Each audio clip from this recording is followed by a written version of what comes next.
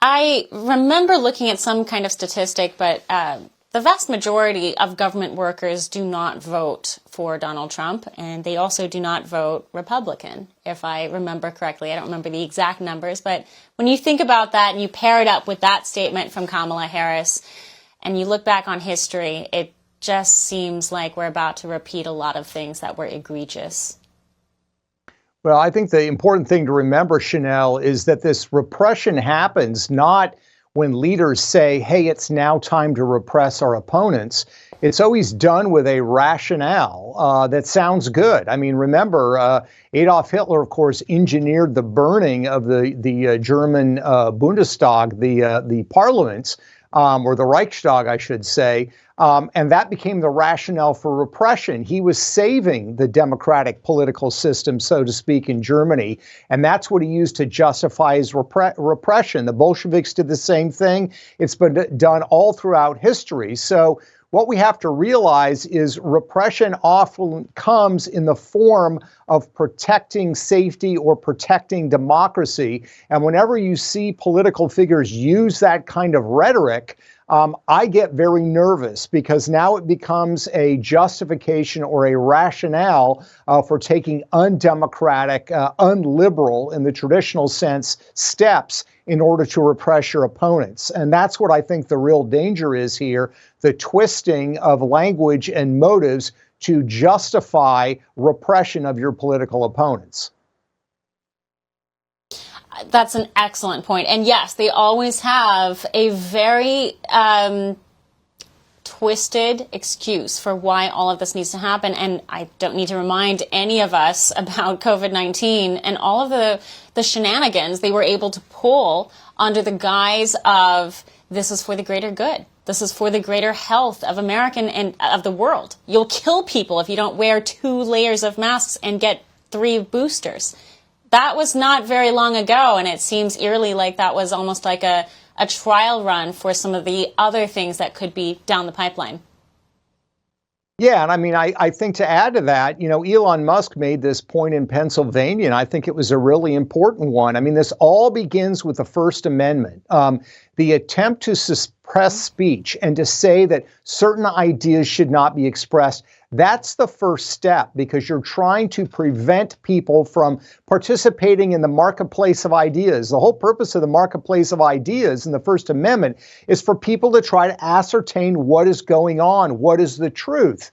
And when Hillary Clinton says you have to control the conversation, or other people say, you know, we need to deal with misinformation or disinformation, that's usually almost always what the other guy is saying, not what Hillary Clinton is saying. So it becomes this way of kind of restricting speech. And the assumption is that the masses, that's you and me, aren't smart enough to ascertain ourselves what is true. We need somebody above us to do it for us. And of course, these are people that are going to control the conversation in a way they want it steered. So the First Amendment is absolutely the first line of defense. And when you start repressing that, and when you start silencing voices, that becomes sort of the mechanism by which you can now control and steer the conversation and move to greater repression. So the First Amendment defense has to be there. And the bottom line is, the underlying question is, do you trust the American people to be smart enough themselves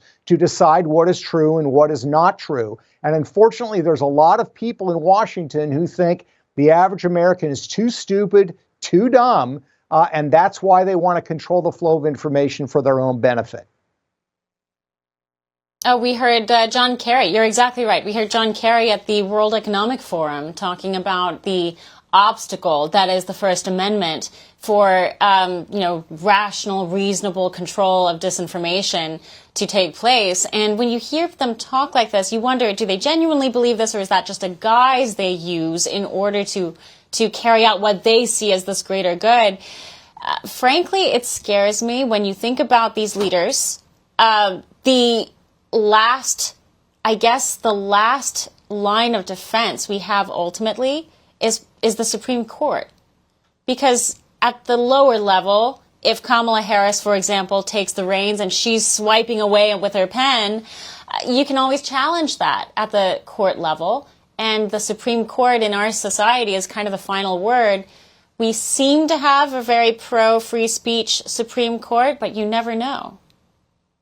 Yeah, no, that's right. And it does seem that we have a conservative majority in the Supreme Court that is pro-First Amendment. And it also seems that at lower court levels, you still have enough of what I would call classical liberals or traditional liberals that might be politically left. They might agree on a lot of the policy positions of Hillary Clinton, but they still believe in the First Amendment. So I have faith in that. But let's also remember that the founders gave us the First Amendment, and then they gave us the Second Amendment. And historically, the Second Amendment has always been sort of the backstop of the First Amendment and the other amendments.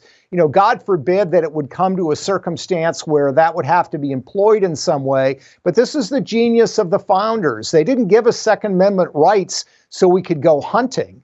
Although that's one of the benefits. It was ultimately to be a check on the overreach of government power and authority in Washington, D.C. It was supposed to be that way, but I think you're right. There's a lot of classical liberals who are still in our judicial system, but when the system has also been politicized, as it has been, it becomes a different landscape altogether. You've been talking about Tim Walz and obviously his connections to not just China, which is one thing, but his particularly warm connection with the Communist Party of China. Talk to us about what else you've been learning as you dig into his past and his record. How does he surprise or not surprise you as you dig in and compare him to other politicians that are more on the compromise scale?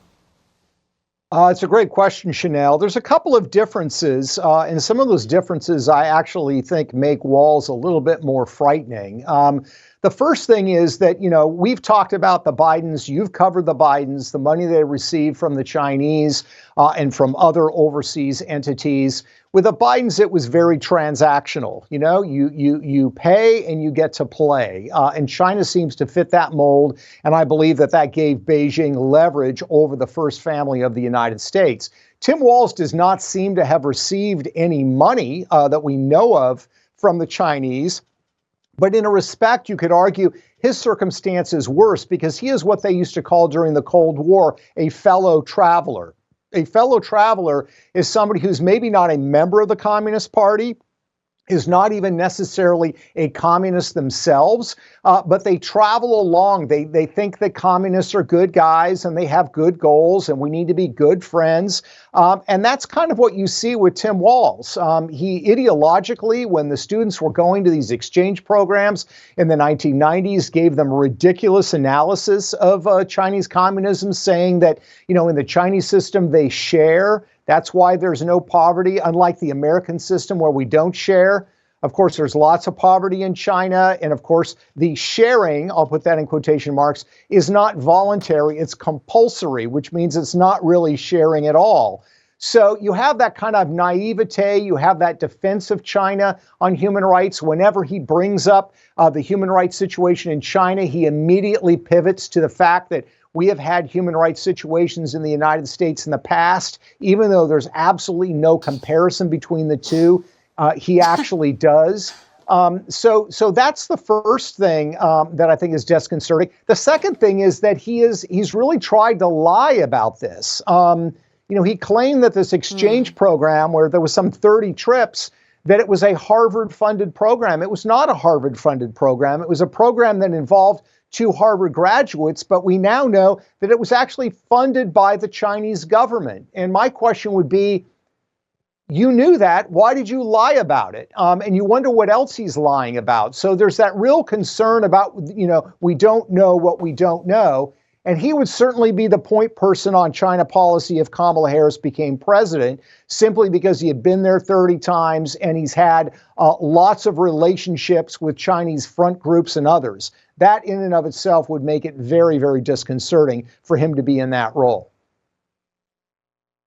Well, on the one hand, you want someone who's very familiar with an adversary, but to the profound point that you make, there is this difference between the Biden family and the Walz China connection, that transactional versus ideological emotional reaction. I think you're right. Having looked at the Bidens, I mean, they're not emotionally attached even to America. They're not emotionally attached to any of these countries that they were profiting from. But when you look at the emotional profit that comes of a relationship, that becomes something that's way less easy to expose. There's not a lot of receipts. There's only actions. And that's a profound point. I wonder, though, if there are tracks to be found between the Chinese Communist Party and that police station, if you will, that was found in his state. You have a lot of anomalies and actions from the Chinese Communist Party that they seem to have gotten away with in his state compared to other states. I guess that's one way to track someone's ideological receipts, if you will.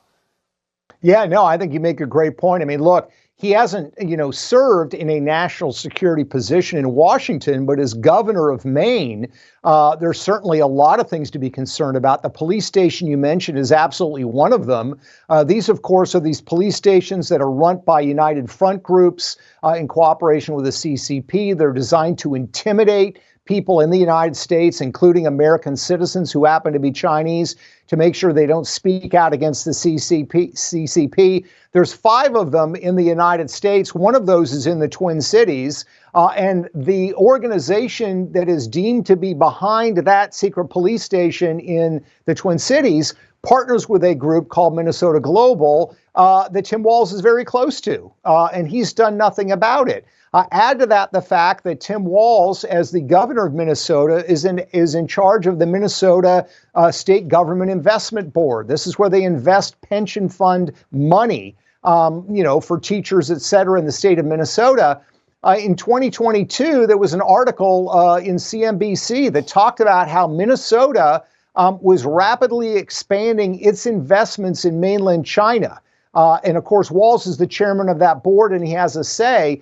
That was completely out of step with what every other state pension investment fund was doing. In Texas and Florida, of course, they were dramatically curtailing their investments in China because it's clear how those investments benefit the Chinese military-industrial complex. But even more liberal states like Washington State and California were at least putting a hold or a freeze on investments in mainland China. But again, not Tim Walz's Minnesota Investment Board, where he's the chair. They actually added $1 billion in investments to their Chinese portfolio during that time period. That is also extremely disconcerting when he's marching to his own tune compared to even what liberal states like California and Washington State are doing. Stunning points. Peter Schweizer, as always bringing in the facts and the perspective. We appreciate the time, as always. Thank you.